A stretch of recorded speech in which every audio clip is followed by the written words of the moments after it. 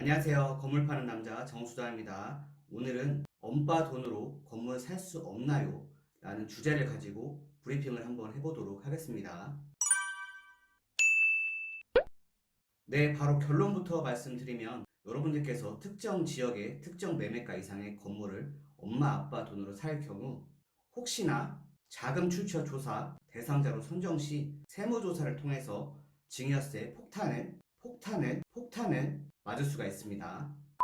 네, 오늘 다뤄볼 내용은 12월 16일 부동산 대책 내용 중에 하나인 자금 조달 계획서와 밀접하게 연관이 되어 있습니다. 만약 여러분들께서 특정 지역에 있는 특정 금액 이상의 주택을 사려고 할 때 로또를 맞든 보상을 맞든 어떻게 해서 졸부가 되었든 혹은 차곡차곡 모아놓은 그 자금의 출처를 밝힐 수가 있으면 솔직히 아무런 문제가 되지 않습니다. 내가 돈이 있어서 내 건물을 사려고 하고 지자체에서 자금 조달 계획서를 작성해서 내라고 해요. 그럼 그냥 작성해서 내면 되겠죠. 그런데 문제는 내가 돈이 없는 게 문제가 되겠죠. 이렇게 부끄러울 때가 있는가? 자금 조달 계획서? 그까이 거 뭐라고? 그냥 대충 써서 내면 되는 거 아닌가? 여러분들께서 자금 조달 계획서를 간과하시고 건물을 보러 다니시고 엄빠 돈으로 계약을 하고 잔금도 치르신 후에 건물주가 됩니다. 상당한 시간이 흐르고 국세청에서 자금 출처 조사 및 소명자료 요청이 옵니다. 이때 소명자료를 제출하지 못하거나 소명이 충분하지 않은 경우에는 해당 건물뿐만 아니라 전체적인 세무조사를 맡게 되고 소명하지 못한 부분에 대해서 증여세나 사업소득 누락 부분에 대한 소득세, 기타 가산세 폭탄을 맞게 됩니다. 결국 건물 하나 잘못 샀다가 세무조사 맞아서 휘청거리게 된다는 겁니다. 그러니까 건물을 사기 전에 내용을 제대로 알아보셔야겠죠. 자금 조달 계획서는 누가 신고하나요? 2020년 3월 13일 이후 주택 매매 계약분에 하나요. 직거래의 경우에는 매수인이, 중개거래의 경우에는 매수인 또는 개업 공인중개사가 신고를 하게 됩니다. 네, 그럼 신고 대상 한번 살펴보도록 할까요? 아마 뉴스에서 많이 보셨을 거예요. 투기지역, 투기과열지구, 조정대상지역, 비규제지역 이렇게 나눠지게 됩니다. 투기과열지구하고 조정대상지역 같은 경우에는 3억 이상의 주택에 대해서 그리고 비규제지역 같은 경우에는 6억 원 이상의 주택에 대해서 주택 자금 조달 계획서 신고 대상의 의무가 있습니다. 물론 투기과열지구 같은 경우에는 9억 원을 넘는 주택을 매입하신 경우에는 주택 자금 조달 계획서 외에 객관적인 증빙 자료, 소명 자료까지 제출하셔야 됩니다. 소명 자료를 확인한 다음에 이상 거래라고 판단이 되는 경우에는 세무조사가 들어가게 됩니다. 보통 여러분들께서 부동산 거래를 하시게 되면 60일 이내에 거래 신고를 하셔야 됐었는데 지금은 30일 이내로 변경이 됐습니다. 이 주택 자금 조달 계획서 같은 경우에도 매매 계약을 체결하고 60일 이내에 신고를 하도록 되어 있습니다. 한 가지 염두하셔야 될 부분은 보통은 부동산 거래 신고를 하게 되면 신고 필증이 나오게 되는데요. 그리고 그 신고 필증을 가지고 소유권 이전 등기를 할 수가 있었습니다. 그런데 거래 신고만 하고 이 주택 자금 조달 계획서를 제출하지 않으시면 신고 필증이 안 나와서 소유권 이전 등기를 할 수가 없습니다. 이게 무슨 소리야? 결국 매수인이 건물 잔금을 다 치렀다고 해도 소유권 이전 등기를 못하니까 이건 건물을 산 것도 아니고 안 산 것도 아니게 된 거죠. 네, 주택 자금 조달 계획서는 해당 물건 소재지의 지방자치단체, 즉 시군구청에 직접 가셔서 서식을 작성해서 제출하셔도 되고 온라인을 통해서 제출하셔도 됩니다.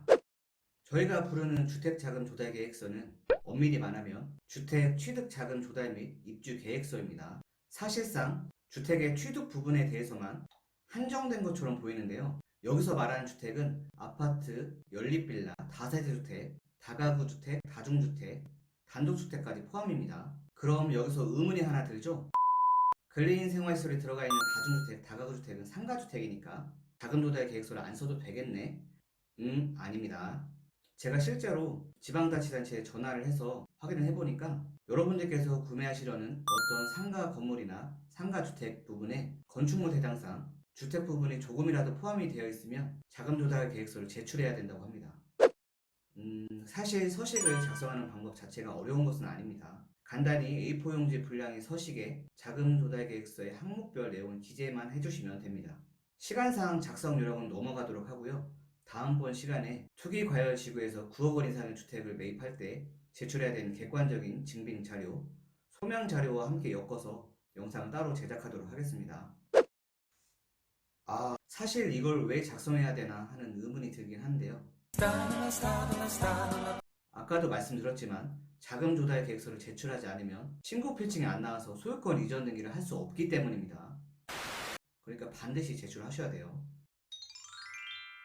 자금 조달 계획서를 안 쓰는 방법은 안 쓰는 방법은 의외로 간단합니다. 첫 번째, 주택이 들어가 있지 않는 건물을 사시면 됩니다.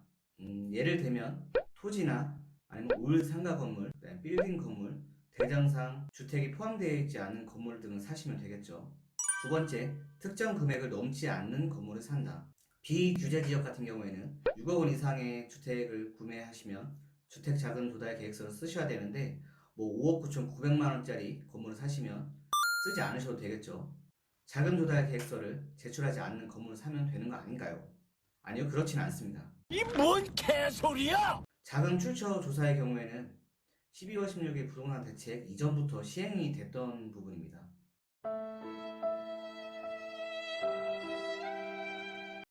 국토부나 지자체, 국세청에서 시기를 가리지 않고 이미 시행을 하고 있었거든요. 개인이나 법인 등등 탈세나 탈루 혐의가 의심되는 사례의 경우에는 우편이나 전화 연락을 통해서 직접적인 소명 자료를 요구하는 경우가 이전부터 있었습니다. 예를 들면 소득이 없거나 많지 않은 미성년자나 20대 초반의 사회 초년생들이 증여 신고를 하지 않았음에도 불구하고 현금이나 은행 예금 잔액, 주식 보유량이 굉장히 많거나 어떤 부동산의 소유주로 되어 있는 경우, 이런 사례들은 의심의 여지가 있죠. 이 자금 출처 조사의 경우에는 국세청에서 조사가 나오는 건데 무작위로 보내는 경우도 있고 예측을 해서 통보를 하는 경우도 있습니다.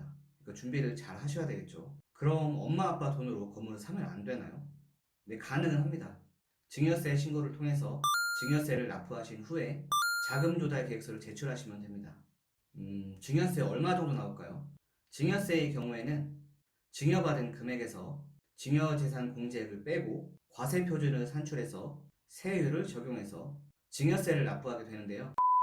증여세나 상속세는 세율은 동일하고요. 대신 과세표준별로 세율이 다르게 적용된다는 건 염두를 해주셔야 될 것 같습니다. 대략 약 10%에서 50% 정도 범위라고 보시면 되겠고요. 결국 증여세를 내고 건물을 사야 된다는 얘기가 됩니다. 숙이 후련했냐? 1차적으로 지자체에서 자금 조달 계획서를 검토한 후에 이상이 없다라고 판단이 되는 경우에는 데이터베이스를 일단 남겨놓고요. 이상이 있다고 판단하는 경우에는 국세청으로 이관이 돼서 2차적으로 검토를 한다고 합니다. 물론 지금 당장 위기를 넘겼다고 해서 안심할 수 있는 부분은 아닙니다. 아이쿠 이런! 우선 제 영상을 보고 계시는 구독자분들이나 예비 건물주분들, 투자자분들에게 잠깐 말씀드리면 여러분들께서 진짜로 내가 내 건물을 하나 사야겠다라고 생각이 드시면 다양한 매물을 알아보시는 것은 괜찮습니다. 아주 좋은 자세죠. 그렇지만 현재 건물 매입 시 나에게 발생할 수 있는 상황들, 부동산 규제나 대출 규제, 납부해야 할 세금 이런 부분들에 대해서 충분히 검토를 하신 다음에 건물을 알아보셨으면 좋겠습니다. 그럼 지금까지 건물 파는 남자 정수장이었습니다. 감사합니다.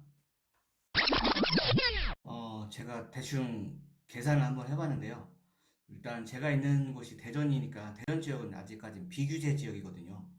비규제 지역에서 7억짜리 건물을 사려고 하면 7억에서 아마 융자가 한 2억 정도 들어가 있겠죠. 그리고 전월세 보증금이 한 3억 정도 들어가 있다고 치면 나머지 2억에 대해서 주택자금 조달 계획서를 작성하실 때 꼼꼼하게 보증금 얼마, 그 다음에 융자 부분 얼마, 그 다음에 나머지 현금 자산 2억 이렇게 기재를 하시면 됩니다. 근데 이게 담당자가 봤을 때 오케이 넘어가 라고 하시면 넘어가면 되는데 만약에 2억에 대한 자료가 좀 불충분하다 라고 생각이 들면 구세청은 넘어가겠죠. 구세청에 넘어가면 구세청에서 판단했을 때 이거는 빼박이다, 이건 엄마 아빠가 돈을 준 거다 라고 이제 탈세나 탈루 혐의로 인정이 되면 자금 출처 조사를 들어가게 됩니다. 그렇게 되면 일단 증여세 부분 같은 경우에는 2억에서 자녀 같은 경우에는 아마 5천만 원까지 공제가 되니까 그 2억 부분, 현금 자산 2억 부분에 대해서 5천만 원을 공제하고 1억 5천이죠.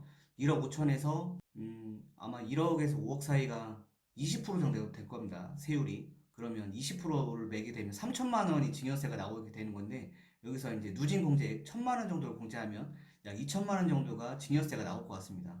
근데 증여세 2천만 원만 내면 끝나는 게 아니라 그 전체적인 세무조사를 전수조사를 들어가게 되면 그 집안 아예 이제 풍비박산이 날 수가 있어요. 아이고. 아마 이 세금 부분에 대해서는 전문가하고 좀 상담을 하시고서 건물 알아보시는 게 아마 좋을 것 같습니다.